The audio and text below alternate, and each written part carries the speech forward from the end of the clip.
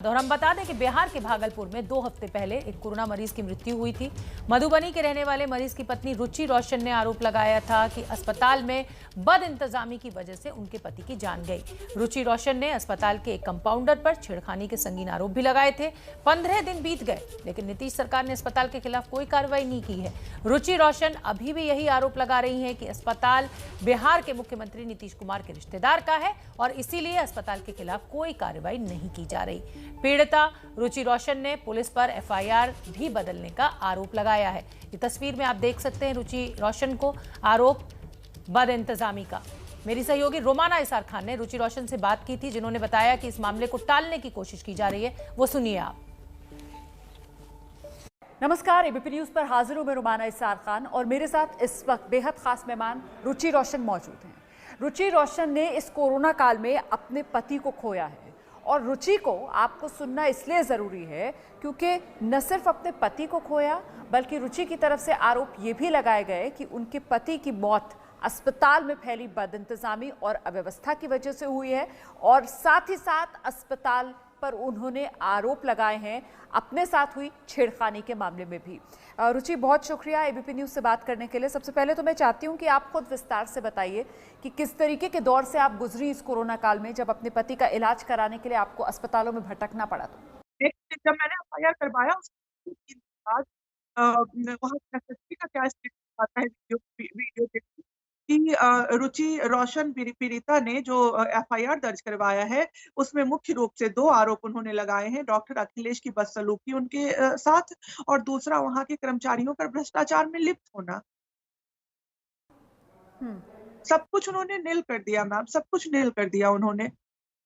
उसके बाद जब मैंने एक अपना वीडियो डाला, बहुत सारे न्यूज़ बिहार के लोकल न्यूज़ चैनल्स में भी आए वो वीडियो कि एसएसपी सर मामले को भटका रहे हैं। मेरा मुख्य आरोप ये 3 है और प्लस ये दोनों भी मेरे आरोप हैं। बट मेन जिससे मेरे हस्बैंड की जान गई वो मेरे लिए आरोप है मेन, कि ऑक्सीजन की किल्लत हुई, दवाई नहीं दी गई। तब उन्होंने क्या किया मैम कि एक फॉर्म उन्होंने भर के मुझे पत्रकार नगर थाने के प्रभारी मनोरंजन भारती ने मुझे भेजा व्हाट्सएप के जरिए कि मैम ये फॉर्म हमने भर के भेज दिया है, अब इसके थ्रू ना एक मेडिकल टीम गठित होगी जो कि डॉक्टर्स की जांच करेगी। ठीक है, मैं मान गई। लेकिन अखिलेश की जो बदसलूकियां हैं या फिर जो दवाई डॉक्टर्स नहीं दिया मैम, या फिर जो ऑक्सीजन सिलेंडर की ब्लैक बाजारी हो रही है उसका वो डॉक्टर्स की टीम कैसे करेगी जांच? ये तो पुलिस का काम है ना मैम। लेकिन जो आप कह रही हैं कि दवाइयाँ नहीं दी गई, तो ये मतलब आपने कहा इन्फेक्शन की दवाई नहीं दी गई, लंग्स की दवाई नहीं दी गई, आपने ये बताया ना अभी। जी। आपने कहा कि भाई ऑक्सीजन की कमी, तो ये तो मेडिकल टीम ही बताएगी कि भाई मौत की वजह क्या रही, ये दवाइयाँ दी गई, इनकी जरूरत थी या नहीं थी, ये सब तो मेडिकल टीम ही बताएगी। वहाँ के जो डॉक्टर, ये पुलिस वाले तो नहीं बता सकते किसको कौन सी दवाई दी जानी है। जी मैम, वहाँ पे जो मेरे डॉक्टर, उनके हस्बैंड के डॉक्टर थे ना, डॉक्टर रविरंजन, उन्होंने जिस दिन हम लोग आए थे, आप इस बात से आप क्लियर हो जाओगे मैम, जिस दिन हम लोग आए थे ना मैम, उस दिन वो उस डॉक्टर ने कहा था कि ये पेशेंट की हालत नहीं सही है। उसके बाद 5 से 6 दिन में मैम उसी डॉक्टर ने मुझे कहा मैम कि टचवुड मिरेकल कर दिया, गजब की फाइट जीती, इसको घर ले जाने लायक हो गया है, बहुत सुधार हो गया है इसमें। और उसके 2 दिन बाद मैम वो दवाई मिस हुई, तो मैंने डॉक्टर से पूछा कि सर दवाई मिस हो गई है मैम। मैंने अटेंडेंट्स जो कंपाउंडर है उनको 4 बार याद दिलाया, उन्होंने बोला मैं दूँगा, आप डॉक्टर नहीं हो। मैं बैठ गई, सुबह में मैंने देखा सारी दवाइयाँ खोल के वैसे ही रखी हुई हैं। तो मैंने बोला सर इससे कोई दिक्कत भी होगी? तो उन्होंने बोला दिक्कत कैसे नहीं होगी, 12 से 14 घंटे पीछे तुम्हारा पेशेंट चला गया, ब्लड क्लॉट रोकने की दवाई नहीं पड़ी, एंटीबायोटिक नहीं पड़ी, 3 दिन के से लंग्स की दवाई नहीं पड़ी है, जो रजिस्टर पे भी इन्होंने नहीं चढ़ाया मतलब, है। मैं अब आपने क्लैरिटी दी, मतलब अब आपकी बात से मैं समझ पा रही हूँ कि आप ये कह रही हैं कि डॉक्टर जो पर्चे पर दवाई लिखकर जा रहे थे वो समय पर दवाई मरीज को खिलाई नहीं गई। बिल्कुल बिल्कुल राइट, बिल्कुल मैम। ओके, हाँ। जब मैं उनसे पूछती थी ना मैम, ये तो वहां पर सीसीटीवी लगे हुए होंगे, सीसीटीवी होंगे वहां पर, उससे ये तो पुलिस जांच, सही कह रही हैं आप, ये तो फिर पुलिस जांच का मसला है। हाँ, इसमें मेडिकल टीम के गेटअप होकर क्या करेगी? ये तो मतलब डॉक्टर तो लिख कर दे रहा है लेकिन वो दवाई दी जा रही है नहीं मरीज को, ये तो सही बात है, फिर पुलिस को देखना चाहिए। ठीक है, और पता है मैम, मैं वहाँ पे जब भी थाने में बात करती थी ना, आज से 6 दिन पहले की मैं बात बता रही हूँ, न्यूज़पेपर का कटिंग आप देखना, दैनिक भास्कर, दैनिक जागरण, हिंदुस्तान, सब में आता था कि रुचि रोशन के आरोपों लोगों के पक्ष में इतने सारे साक्ष्य पुलिस को मिले हैं कि अब बहुत जल्द कार्रवाई होगी। चाहे वो ऑक्सीजन की ब्लैक मार्केटिंग में रुचि रोशन का आरोप हो, चाहे वो डॉक्टर की लापरवाही में हो, चाहे वो मेडिसिन नहीं देने में हो, सारे सबूत मिल रहे हैं। उसके बाद 3 दिन पहले क्या हुआ मैम, हिंदुस्तान पेपर में अखबार में वहाँ के पटना में क्या आ रहा है कि पटना की पुलिस रुचि रोशन की तलाश में जुटी है, क्योंकि रुचि रोशन मिल नहीं रही है, स्टेटमेंट देने के लिए। मैं ये मुझे लगा कि ये क्या हो रहा है? मैंने अपने आईओ को फ़ोन किया, मैंने बोला सर, और जो मनोरंजन भारती हैं उनको, जो इंस्पेक्टर हैं वहाँ के पत्रकार नगर थाने के, मैंने बोला 24 घंटे सर मैं आपसे संपर्क में हूँ। व्हाट्सएप के ज़रिए, कॉल के ज़रिए मैंने क्या कहा है, जब मुझे बुलाओगे मैं आ जाऊँगी। उसके बाद ऐसा स्टेटमेंट सर कैसे आ रहा है इतने ज़िम्मेदार पेपर में, अखबार में, कि रुचि रोशन की तलाश कर रही है पुलिस। ये तो गुमराह किया हुआ केस। हम्म। उसके तो बाद आपको क्या लगता है ये सब क्यों किया जा रहा है? मैम, मुझे पता चला है कि जो राजेश्वर हॉस्पिटल है, मैं बहुत बड़ा स्टेटमेंट दे रही हूँ, लेकिन मुझे किसी से डर नहीं लग रहा मैम। अब किसी बहुत मजबूत हो गई हूँ, किसी से डर नहीं लग रहा। ये नीतीश कुमार जो मुख्यमंत्री हैं हमारे, उनके रिलेटिव का हॉस्पिटल है राजेश्वर हॉस्पिटल, अरुण सिंह और अनीता सिंह का। अचानक से आप तो चीज। बड़ा आरोप लगा रही हैं। आप ये कह रही हैं कि मुख्यमंत्री के जी, रिश्तेदारों का अस्पताल है ये राजेश्वर जी, अस्पताल, जी, इसी वजह से जो पूरी कार्रवाई की जा रही है वो आपको इंसाफ दिलाने के लिए नहीं, वो इस अस्पताल को बचाने के लिए, क्योंकि बिल्कुल। मुख्यमंत्री नीतीश कुमार के रिश्तेदारों का ये अस्पताल है। कैसे रिश्तेदार, कुछ बता पाएंगे आप? कौन है ये लोग, नीतीश कुमार से कैसे नहीं, रिलेटेड है? नहीं पता मैम, लेकिन मुझे पता चला है नाम कहीं क्या से। बता रही हैं आप, प्लीज अरु दोबारा से नाम अरुण बताइए। सिंह, अनीता सिंह, इन दोनों का।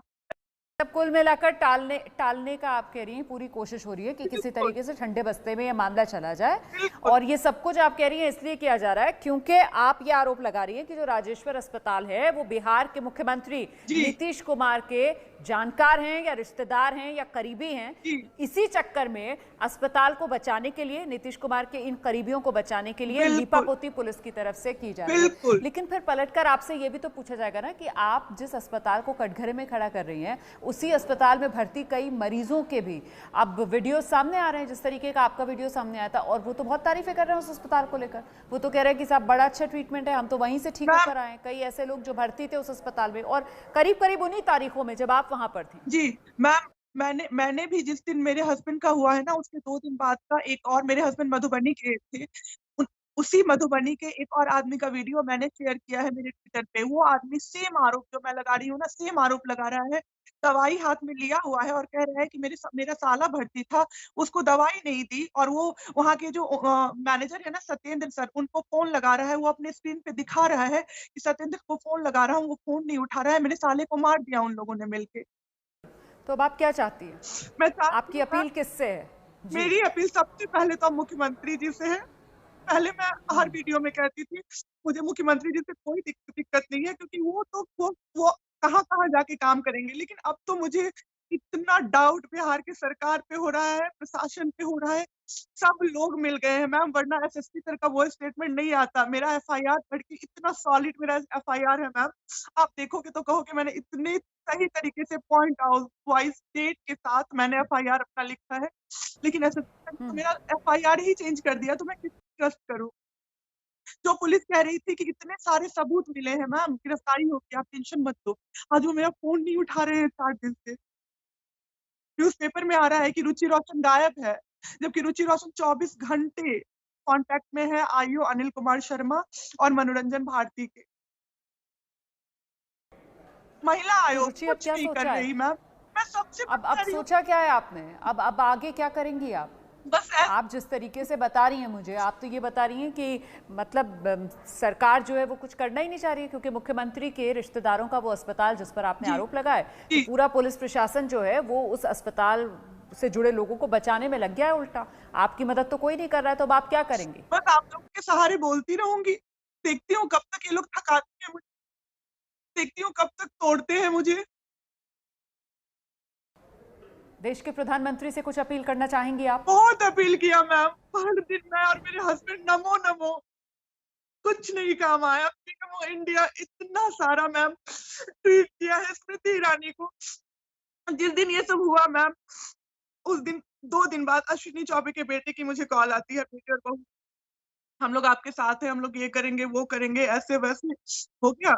सही बोलूँ, मुझे उस समय भी ट्रस्ट नहीं था, जब भी मैं बात कर रही थी और अननोन नंबर देख के मैंने उठाया, अदरवाइज़ मैं कॉल नहीं उठाती मैम। नेक्स्ट डे पेपर में आ रहा है, अश्विनी चौबे के बेटे बहू ने रुचि रोशन से बात की, पीड़िता रुचि रोशन से बात की। अब तो मेरे नाम के साथ पीड़िता जुड़ गया है ना। पीड़िता रुचि रोशन के साथ बात की, उन्हें आश्वासन दिया, लेकिन उसके बाद एक सिंगल कार्रवाई उन्होंने नहीं करवाई, एक सिंगल बार मुझसे बात नहीं की, न्यूज़पेपर में छप गया। शाहनवाज़ हुसैन सर की मुझे कॉल आई। ने पहले क्यों नहीं बताया? मैं भी कह रहा हूँ, भागल का हूँ, मैं ये करता, वो करता। मैंने कहा सर अब तो जो होना था हो गया सर, आप प्लीज़ मेरी हेल्प करिए सर। राजेश्वर हॉस्पिटल में ऑक्सीजन की किल्लत से मेरे हस्बैंड मर गए सर, प्लीज़ सर वहाँ पे काम को आगे बढ़वाइए सर। हो गया, कुछ नहीं हुआ। 3-4 दिन बाद मैंने फिर से सर को कॉल किया, सर ने कॉल पिक किया। मैंने बोला सर राजेश्वर हॉस्पिटल पे कुछ भी नहीं हो रहा, तो क्या दिक्कत थी वहाँ? मैंने बोला सर ऐसे-ऐसे बताया था ना, ऑक्सीजन की किल्लत से मेरे हस्बैंड की मौत हो गई थी सर। हम लोग 4 बजे सुबह भागते रहे सर, ब्लैक में जहाँ से खरीदते थे, वो लोग भी नहीं तैयार हुए देने को। सर उनकी साँस टूट गई सर, ऑक्सीजन की कमी से सिलेंडर हमारा खत्म हो गया था पर्सनल। वो कह रहे हैं वहाँ पे तो दिक्कत ही नहीं थी राजेश्वर हॉस्पिटल में ऑक्सीजन की। अब मैं क्या बोलूँ उनको? अब मैं क्या बोलूँ मैम उनको? पीएमओ इंडिया को टैग करके इतने सारे ट्वीट किए, स्मृति ईरानी को टैग करके ट्वीट किए, मैंने ट्वीट किया स्मृति ईरानी को टैग करके, मैम प्लीज़ हेल्प करिए, प्रो वुमेन हो आप, प्लीज़ हेल्प करिए। उसके 14 सेकंड बाद स्मृति ईरानी एक ट्वीट कर रही है, Rahul Gandhi be mature. Seriously किसी की ज़िंदगी खत्म हो गई है यार, किसी की ज़िंदगी खत्म हो गई है, आपके लिए राहुल गांधी को मैच्योर बनाना है टॉपिक। बहुत बहुत बहुत धन्यवाद, बहुत बहुत धन्यवाद अपनी बात एबीपी न्यूज़ के माध्यम से दर्शकों के सामने रखने के लिए। इस मुश्किल घड़ी में भगवान आपको हिम्मत दे, यही मैं बस आपके लिए इस वक्त कामना कर सकती हूँ। बहुत शुक्रिया आपका। इंसाफ की लड़ाई लड़ रही है, अपना सब कुछ खो चुकी है, लेकिन और किसी को इस दौर से ना गुजरना पड़े, इसी की लड़ाई लड़ रही है ये महिला रुचि रोशन। आपने रुचि रोशन को सुना और पटना के राजेश्वर अस्पताल ने रुचि रोशन के आरोपों को बेबुनियाद कहा है। भागलपुर के अस्पताल में तबीयत बिगड़ने के बाद रुचि रोशन के पति पटना के राजेश्वर अस्पताल में भर्ती हुए थे। सब उनका जो आरोप है बेबुनियाद और बिना आधार का है। जो उन्होंने आरोप लगाया है वो पुलिस के पास उन्होंने लिखित बयान दिया है, उसके ऊपर एफआईआर हो गया है। पुलिस इसकी तहकीकात कर रही है, अनुसंधान कर रहा है। हमारे यहाँ से प्रबंधन के द्वारा जो कागजात की मांग की गई वो दिया गया है उनको। यहाँ तक सीसीटीवी का फुटेज भी पुलिस ले गई है। अनुसंधान में जो आएगा हम उसको सामना करने के लिए तैयार हैं, या किसी भी कोई न्यायालय से अगर ऐसा आदेश होता है उसका भी हम सामना करने को तैयार हैं। यहाँ तक कि मेरा प्रबंधन तो किसी भी तरह की इंक्वायरी के लिए रेडी है।